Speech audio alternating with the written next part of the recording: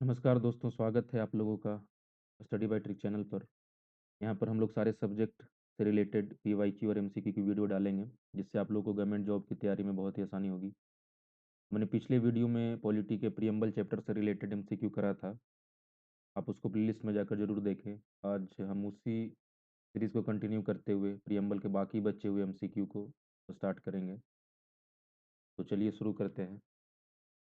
हमने 23rd question तक कर लिया था, तो 24th क्वेश्चन से हम लोग स्टार्ट करते हैं। 24th क्वेश्चन है, हम भारत के लोग we the people of India शब्दों का प्रयोग भारतीय संविधान में कहाँ किया गया है। तो we the people of India word जो है वो कहाँ पे प्रयोग किया गया है। तो इसका आंसर होगा preamble of the constitution. Answer is D. आप इसको देख भी सकते हैं कि हमारा जो प्रियम्बल है, इस प्रियम्बल का पहला ही जो वर्ड है वो we the people of India से स्टार्ट होता है। ओके, तो इसका आंसर है we the people of India. Okay, preamble of the constitution, answer इसका हो गया डी, मतलब संविधान की प्रस्तावना। 25th क्वेश्चन है, सभी व्यक्ति पूर्णतः और समान रूप से मानव है, यह सिद्धांत जाना जाता है। तो ये सिद्धांत जो है ये जाना जाता है सार्वभौमिकता से, जो कि है यूनिवर्सलिज्म। तो आंसर इसका होगा ए। ओके। 26th क्वेश्चन नंबर है कि भारत के संदर्भ में निम्न में से कौन धर्मनिरपेक्ष शब्द का सही भाव व्यक्त करता है। मतलब सेक्युलर वर्ड जो है हमारे प्रियम्बल का, उसका एक्सप्रेशन क्या है, उसका असली भाव क्या है। तो उसका भाव है कि there is no religion of the state in India. मतलब हमारे इंडिया का कोई स्पेसिफिक रिलीजन नहीं है, मतलब भारत में राज्य का कोई धर्म नहीं है, इज द करेक्ट आंसर। ठीक है, मतलब कि सेक्युलरिज्म जो हमारे इंडिया का है वो पॉजिटिव सेंस का है, मतलब पॉजिटिव सेंस ऑफ सेक्युलरिज्म है। ओके। 27th क्वेश्चन में हम लोग जाते हैं कि संविधान में से कौन सा शब्द भारतीय संविधान की प्रस्तावना में उल्लेखित नहीं है। तो ये पूछा जा रहा है कि हमारा जो प्रियम्बल है उसमें कौन सा वर्ड मेंशन्ड नहीं है। तो संप्रभुता, ये तो हमारे ओरिजिनल कॉन्स्टिट्यूशन में मेंशन्ड है, तो ये तो आंसर होगा नहीं। दूसरा है डेमोक्रेटिक, ये भी हमारे ओरिजिनल कॉन्स्टिट्यूशन में मेंशन्ड है, कॉन्स्टिट्यूशन ऑफ प्रियम्बल जो है हमारे उसमें प्रियम्बल में मेंशन्ड है। तीसरा है सेक्युलर और चौथा है फेडरल। ठीक है, तो सेक्युलर जो है ये भी मेंशन्ड है, ये 42nd अमेंडमेंट 1976 में ऐड किया गया था हमारे कॉन्स्टिट्यूशन में। फेडरल जो है ये वर्ड हमारे प्रियम्बल में कहीं भी मेंशन नहीं किया गया है, तो इसका आंसर होगा डी। ओके। 28th क्वेश्चन है कि निम्नलिखित में से कौन सा शब्द भारत के संविधान की उद्देशिका में नहीं है। हमारे प्रियम्बल में कौन सा वर्ड नहीं है। आप देख रहे होंगे कि इस टाइप के क्वेश्चन बराबर रिपीटेडली पूछे जा रहे हैं, तो आप इन सारे क्वेश्चंस को थ्रूली अच्छे से डिस्कस कर लीजिएगा, अच्छे से कर लीजिएगा। ओके, तो इसमें पूछा जा रहा है कि कौन सा वर्ड हमारे प्रियम्बल में नहीं है। तो समाजवादी वर्ड तो हमारे प्रियम्बल में है, ये 42nd अमेंडमेंट 1976 में जोड़ा गया था। ओके। दूसरा है सेक्युलर, ये भी 42nd अमेंडमेंट में ही जोड़ा गया था। तीसरा है सोवरिन, सोवरिन जो है हमारे ओरिजिनल कॉन्स्टिट्यूशन में ही था, इसको किसी भी अमेंडमेंट के थ्रू नहीं जोड़ा गया था। और फोर्थ है पब्लिक वेलफेयर, मतलब लोक कल्याण। लोक कल्याण हमारे प्रियम्बल में मेंशन्ड ही नहीं है, तो इसका आंसर होगा D. Okay. 29th question number है कि भारतीय संविधान की प्रस्तावना में निम्नलिखित में से किस स्वतंत्रता का वर्णन नहीं है। मतलब हमारे प्रियम्बल में, कॉन्स्टिट्यूशन का जो प्रियम्बल है उसमें मेंशन किया हुआ है लिबर्टी का, तो कौन सी लिबर्टी का मेंशन नहीं किया हुआ है वो बताना है। तो इसका आंसर होगा डी, आर्थिक स्वतंत्रता। आप आप ये देखें कि जो जस्टिस है हमारे प्रियम्बल में 5 टाइप की जस्टिस का उल्लेख किया गया है, उसमें से पहला जो है वो थाउट है, मतलब विचार की स्वतंत्रता। दूसरा है एक्सप्रेशन, मतलब अभिव्यक्ति की स्वतंत्रता, अभिव्यक्ति की स्वतंत्रता। थर्ड है बिलीफ, मतलब विश्वास की स्वतंत्रता। फोर्थ है फेथ, मतलब धर्म की स्वतंत्रता। और फिफ्थ है वर्शिप, मतलब उपासना की स्वतंत्रता। ओके, तो आप ये देख रहे होंगे विचार की स्वतंत्रता तो इसमें है, तो ये तो नहीं होगा। दूसरा है विचार प्रकट करने की स्वतंत्रता, जिसको कि अभिव्यक्ति की स्वतंत्रता भी बोला जाता है, एक्सप्रेशन की स्वतंत्रता बोला जाता है, ये भी नहीं होगा, ये मेंशन्ड है। थर्ड है विश्वास की स्वतंत्रता, जो बिलीफ है हमारा, ये भी नहीं है। आर्थिक स्वतंत्रता, ये हमारे प्रियम्बल में नहीं मेंशन किया हुआ है, इसलिए आंसर इसका हो गया डी। 30 क्वेश्चन है, निम्नलिखित में से कौन भारतीय संविधान की प्रस्तावना में उल्लेखित नहीं है। अब इसमें भी पूछा जा रहा है कि कौन जो है हमारे प्रियम्बल में मेंशन्ड नहीं है। इसमें भी जस्टिस की बात की हुई है, तो जस्टिस हमने पिछले बार में भी आपको बताया था कि किस किस जस्टिस का उल्लेख जो है हमारे प्रियम्बल में है। तो सोशल जस्टिस जो है ये तो हमारे प्रियम्बल में है, इकोनॉमिक जस्टिस भी हमारे प्रियम्बल में है, पॉलिटिकल जस्टिस भी है, रिलीजियस जस्टिस नहीं है, मतलब धार्मिक न्याय जो है हमारे प्रियम्बल में नहीं है, तो इसका आंसर जो होगा डी होगा। जस्टिस जो है हमारे प्रियम्बल में तीन टाइप के जस्टिस का उल्लेख किया गया। जस्टिस मतलब स्वतंत्रता, जस्टिस मतलब न्याय, स्वतंत्रता नहीं, न्याय। और न्याय जो है तीन टाइप के न्याय का उल्लेख किया गया है। पहला न्याय है सोशल, दैट इज सामाजिक, जिसको हम लोग बोलते हैं। दूसरा है इकोनॉमिक, आर्थिक, जिसको बोलते हैं आर्थिक न्याय, जिसको बोलते हैं। और तीसरा है पॉलिटिकल, जिसको हम लोग सामाजिक न्याय बोलते हैं। ये चीज़ें आपको याद रख लेनी चाहिए, क्योंकि क्वेश्चन इसी में से रिपीट होके आता है। किसी में अगर धार्मिक न्याय पूछ दिया, किसी में कुछ और पूछ देगा, तो आपको ये चीज़ें याद रखनी होगी। तो ये जो 30th क्वेश्चन है, इसका आंसर हो गया डी। 31st क्वेश्चन नंबर है, उसमें यह है कि संविधान की प्रस्तावना के बारे में कौन सा कथन सही है। तो इसका आंसर होगा ए। समाजवादी धर्मनिरपेक्ष शब्द 1950 में लागू संविधान के अंग नहीं थे। ये बिल्कुल सही है, क्योंकि सोशलिस्ट और सेक्युलर वर्ड जो है, समाजवादी और धर्मनिरपेक्ष वर्ड जो है, ये 1976 में प्रियम्बल में जोड़े गए थे। ओके, प्रियम्बल में ऐड किए गए थे। और ये जो ऐड किए गए थे 1976 में, ये दोनों वर्ड, ये कौन सा अमेंडमेंट था, तो ये 42nd अमेंडमेंट था। 42nd अमेंडमेंट को और क्या बोला जाता है, इसको बोला जाता है लघु संविधान। ये चीज़ें भी एग्जाम में पूछी जाती हैं, तो इस चीज़ों को भी याद रखना जरूरी है। लघु संविधान, इसको मिनी कॉन्स्टिट्यूशन बोला जाता है। ओके, आंसर हो गया ए। 32nd क्वेश्चन है कि भारतीय संविधान का कौन सा भाग संविधान की आत्मा कहलाता है। तो सोल ऑफ द कॉन्स्टिट्यूशन किसको बोलते हैं, तो वो है प्रियम्बल। प्रियम्बल को हम लोग बोलते हैं सोल ऑफ द कॉन्स्टिट्यूशन। इसका आंसर होगा सी। ओके, अब इसमें कुछ चीज़ें आपको याद रखनी चाहिए कि के एम मुंशी करके एक हमारे थे, के एम मुंशी, ये मुंशी, ये कॉन्स्टिट्यूएंट असेंबली में थे। इन्होंने प्रियम्बल को बोला था horoscope of the constitution, horoscope of the constitution. Okay, इसका मतलब क्या हुआ, इसका मतलब ये हुआ कि ये जन्म पत्री, जन्म कुंडली जिसको बोलते हैं, जन्म कुंडली ऑफ कॉन्स्टिट्यूशन। ओके, संविधान, संविधान की जन्म कुंडली इसको कहा था, के एम मुंशी ने कहा था ये। ओके, अब इसमें भी एक क्वेश्चन ये बन सकता है कि अगर ये पूछा पूछा जाए कि बी आर अम्बेडकर के अनुसार सोल ऑफ द कॉन्स्टिट्यूशन क्या है, तो वो उन्होंने दूसरे चीज़ों को बोला था सोल ऑफ द कॉन्स्टिट्यूशन, और वो चीज़ क्या थी, वो थी आर्टिकल 32, जिसको बोलते हैं right of constitutional remedies, right of constitutional remedies, remedies. तो आर्टिकल 32 को बी आर अम्बेडकर ने क्या बोला था, बी आर अम्बेडकर ने इसको बोला था कि heart and soul of the constitution, soul of the constitution. Okay, तो ये चीज़ आपको याद रखनी चाहिए कि के मुंशी ने बोला था कि प्रियम्बल को बोला था कि ये जो है संविधान की जन्म कुंडली है।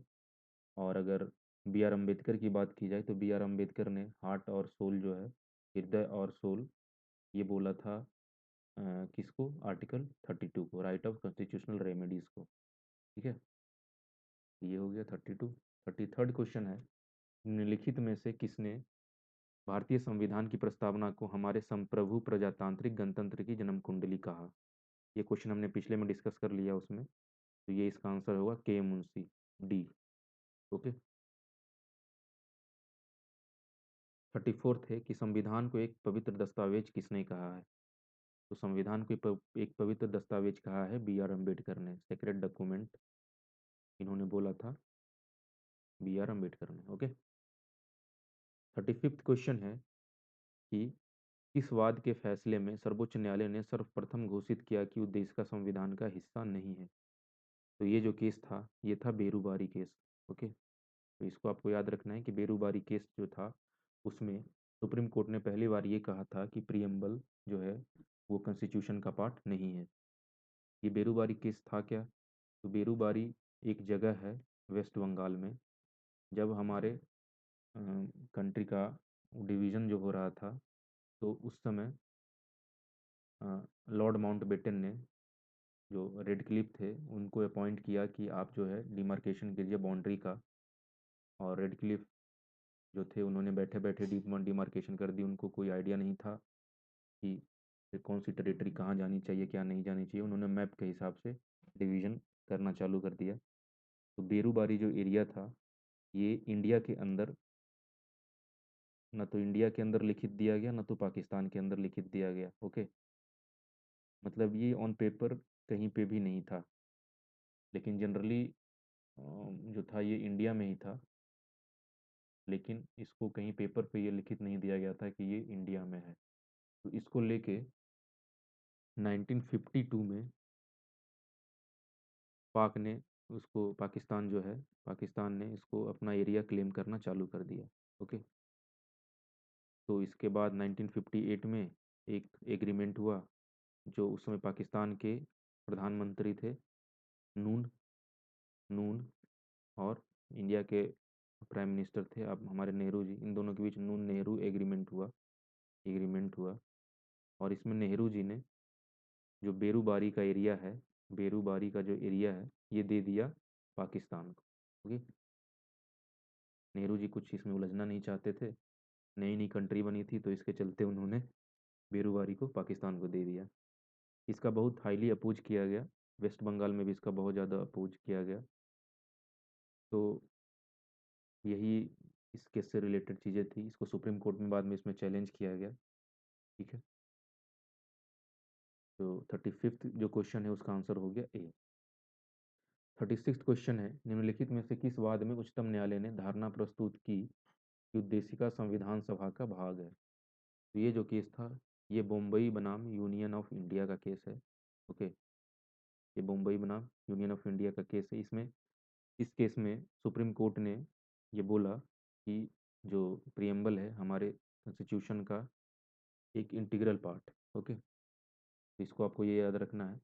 ये अब इसमें देखने वाली बात ये है कि सुप्रीम कोर्ट ने जो बेरूबारी केस था उसमें बोला था कि बेरूबारी जो केस था उसमें सुप्रीम कोर्ट ने बोला था कि preamble is not a part of the constitution. Okay, preamble संविधान का भाग नहीं है। ओके, संविधान का भाग नहीं है। और वहीं पे फिर ये केस आता है बम्बई बनाम यूनियन ऑफ इंडिया, बम्बई बनाम यूनियन ऑफ इंडिया। और इसमें सुप्रीम कोर्ट का जो निर्णय जो है वो आता है कि प्रियम्बल संविधान का भाग है। ओके, तो इन चीज़ों को आपको याद रखना है। तो इसका आंसर हो जाएगा सी। 37 क्वेश्चन नंबर ये है कि निम्नलिखित विवादों में से किसमें सर्वोच्च न्यायालय ने प्रस्तावना को भारतीय संविधान की मौलिक संरचना का भाग स्वीकार किया? ये था हमारा famous case, Kesavananda Bharati case. Okay, Kesavananda Bharati case में सुप्रीम कोर्ट ने ये स्वीकार किया कि भारतीय संविधान की मौलिक संरचना का भाग है हमारा प्रियम्बल। ओके, तो इसका आंसर हो जाएगा डी। 38 क्वेश्चन नंबर है कि भारतीय संविधान की प्रस्तावना में जिन आदर्शों एवं उल्लेखों उद्देश्यों की रूपरेखा दी गई है उनकी व्याख्या की गई है। ठीक है, तो मतलब आइडियल और ऑब्जेक्टिव जो हमारे कॉन्स्टिट्यूशन में आउटलाइन किया गया है प्रियम्बल में, वो कहाँ पे और किया गया है? तो इसका आंसर होगा ये हमारे directive principle of state policy में भी है, फंडामेंटल राइट में भी है और फंडामेंटल ड्यूटी में भी है। तो जो आइडियल और ऑब्जेक्टिव जो है, जो हमारे प्रियम्बल में भी है और डीपीएसपी में भी है, वही चीज़ें उसको एलेबोरेट किया गया डीपीएसपी में, फंडामेंटल राइट में भी उसको किया गया है और फंडामेंटल ड्यूटी में भी किया गया है। तो इसका आंसर हो जाएगा सी। ओके। 39वां क्वेश्चन है कि निम्नलिखित में से कौन एक भारतीय संविधान के उद्देश्यों को प्रतिबिंबित करता है। मतलब ऑब्जेक्टिव ऑफ इंडियन कॉन्स्टिट्यूशन जो है किसमें रिफ्लेक्ट होता है, तो ये हमारा इसका आंसर होगा प्रीएम्बल ऑफ द कॉन्स्टिट्यूशन। जो प्राइमरी जो हमारा ऑब्जेक्टिव है इंडियन कॉन्स्टिट्यूशन का, वो प्रीएम्बल में ही है। बाद बाकी चीज़ों को इलेबोरेट किया गया है, जो प्रीएम्बल में दी हुई है चीज़ें ऑब्जेक्टिव, उसको इलेबोरेट किया गया है हमारे डीपीएसपी में और फंडामेंटल राइट में और फंडामेंटल ड्यूटी में। ये चीज़ें भी आपको याद रखनी है। ओके। 40 क्वेश्चन नंबर है कि भारत के संविधान की उद्देशिका में कितने प्रकार के न्याय की व्यवस्था की गई है। ये क्वेश्चन हमने पहले भी किया हुआ है कि इसमें पूछा जा रहा है कि जस्टिस कितने टाइप का इसमें प्रियम्बल में मेंशन किया गया है। तो हमारे प्रियम्बल में जस्टिस 3 प्रकार के जस्टिस का उल्लेख किया गया है, तो इसका आंसर हो जाएगा 3। कौन कौन से जस्टिस का ये किया गया है, मेंशन किया गया है हमारे प्रियम्बल में। अगेन वही बातें हैं, सोशल, दूसरा इकोनॉमिक और तीसरा जो है वो है पॉलिटिकल। Political, okay. मतलब सामाजिक, आर्थिक और राजनीतिक। अगर यही क्वेश्चन बनता कि कितने प्रकार के स्वतंत्रता का मेंशन किया गया, उल्लेख किया गया हमारे संविधान में, तब आंसर हो जाता है इसका 5। और 5 कौन सा है ये इसमें ये है स्वतंत्रता का प्रकार है। पहला है थाउट, मतलब विचार, विचार की स्वतंत्रता। दूसरा है एक्सप्रेशन, मतलब अभिव्यक्ति की स्वतंत्रता। तीसरा है बिलीफ, मतलब विश्वास की स्वतंत्रता। फोर्थ है फेथ, मतलब धर्म की स्वतंत्रता। और फिफ्थ है वर्शिप, मतलब उपासना की स्वतंत्रता। तो ये भी पूछा जा सकता है कि अगर ये पूछा गया है कि कितने प्रकार के न्याय का उल्लेख किया गया है, तो ये भी पूछा जा सकता है कि कितने प्रकार के जो है स्वतंत्रता का उल्लेख किया गया है। ओके। तो 40 का आंसर हो गया बी।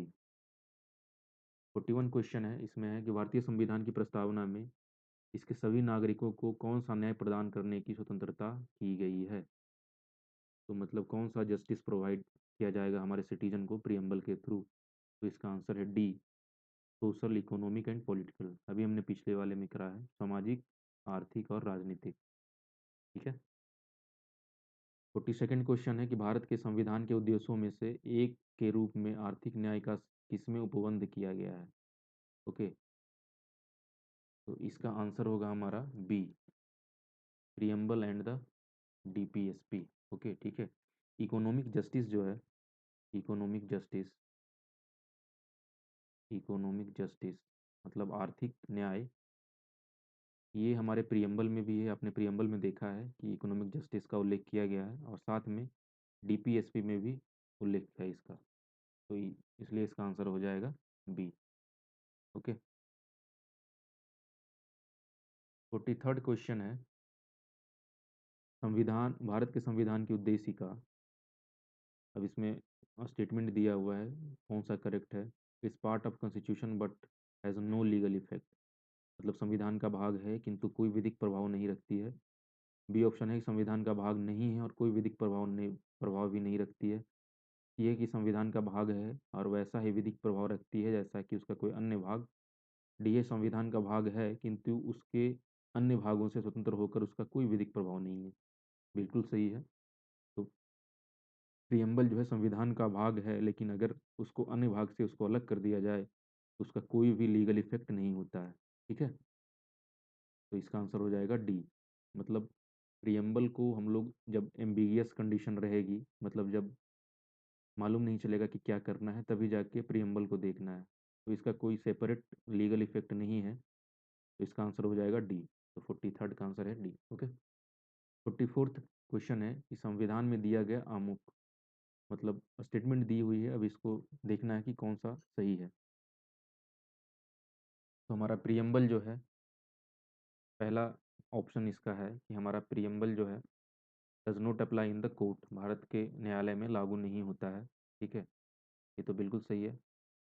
दूसरा है महत्वपूर्ण है और उसकी उपयोगिता है, is important and has utility, ये भी सही है। शासन करने के उद्देश्यों को उल्लेखित करता है, ये भी सही है। फोर्थ है संविधान के कानूनी अर्थ निर्णय में सहायता करता है, ये भी सही है। तो इसका आंसर हो जाएगा डी, 1 2 3 4। ठीक है। अब चूंकि ये इन्फोर्स्ड नहीं है, मतलब ये न्यायालय में लागू नहीं होता है, हमने पहले भी देखा था कि प्रियम्बल जो है इसका कोई लीगल इफेक्ट नहीं है और ये नॉन इन्फोर्सेबल होता है, इसलिए जो पहला ऑप्शन है ये सही है। दूसरा है कि is important and has utility, मतलब इस ये इम्पोर्टेंट और यूटिलिटी है इसका, तो ये भी सही है। ठीक है। और ये थर्ड ऑप्शन है कि specifies the objective of the governance, तो प्रियम्बल में ऑब्जेक्टिव क्या क्या है, मतलब हमारे गवर्नेंस से रिलेटेड, वो इसमें उल्लेख किया हुआ है, तो ये भी सही है। और फोर्थ है कि संविधान के कानूनी अर्थ निर्णय में सहायता करता है, मतलब कि जब एम्बिगियस कंडीशन बनेगी तब हम लोग प्रियम्बल को देखते हैं कि प्रियम्बल में क्या बोला जा रहा है, उसकी सहायता से हम लोग कोई कोई रिजल्ट तक जाते हैं। तो आंसर फोर फोर भी सही है, तो 1 2 3 4 इसका करेक्ट आंसर हो गया। 45th है कि निम्न में से कौन सही है, which of the following is correct. इसका आंसर है कि सी है, सामाजिक समानता संविधान में प्रत्याभूत है। ठीक है। ए ऑप्शन दिया हुआ कि सामाजिक समानता संविधान में प्रत्याभूत नहीं है, मतलब social equality is not guaranteed in our constitution, लेकिन सोशल इक्वलिटी हमारे प्रियम्बल में ही गारंटेड है। ठीक है, तो ये तो नहीं होगा, ये गलत हो गया। दूसरा है social equality already existed in our country, देश में सामाजिक समानता पहले से ही विद्यमान है। ठीक है, तो ये भी गलत है। तीसरा है कि social equality is guaranteed in our constitution. ठीक है, हमारी कॉन्स्टिट्यूशन में इसको गारंटेड किया गया है, तो ये इसका सी इसका करेक्ट आंसर हो गया। ये हो गया 45th। ओके, ये प्रियम्बल में भी है और हमारे आर्टिकल में भी है, थ्रू आर्टिकल भी उसको दिया गया है कि इक्वलिटी जो है हमारा, इक्वलिटी का जो आर्टिकल आता है हमारा, आर्टिकल 14 से लेके आर्टिकल 18 तक, राइट टू इक्वलिटी, इसके थ्रू भी हमको सोशल इक्वलिटी दिया गया है, मतलब आर्थिक समानता दिया गया है प्रियम्बल, क्या कहते हैं, कॉन्स्टिट्यूशन में। ओके। ओके दोस्तों, तो आज हमने प्रियम्बल से रिलेटेड ऑलमोस्ट सभी क्वेश्चन कंप्लीट कर लिया है। आने वाले वीडियो में हम नेक्स्ट चैप्टर को स्टार्ट करेंगे। अगर आप लोगों को कंटेंट पसंद आया तो सब्सक्राइब ज़रूर करें और वीडियो को लाइक भी करें। तो मिलते हैं अगली वीडियो में। Okay, thank you, bye bye.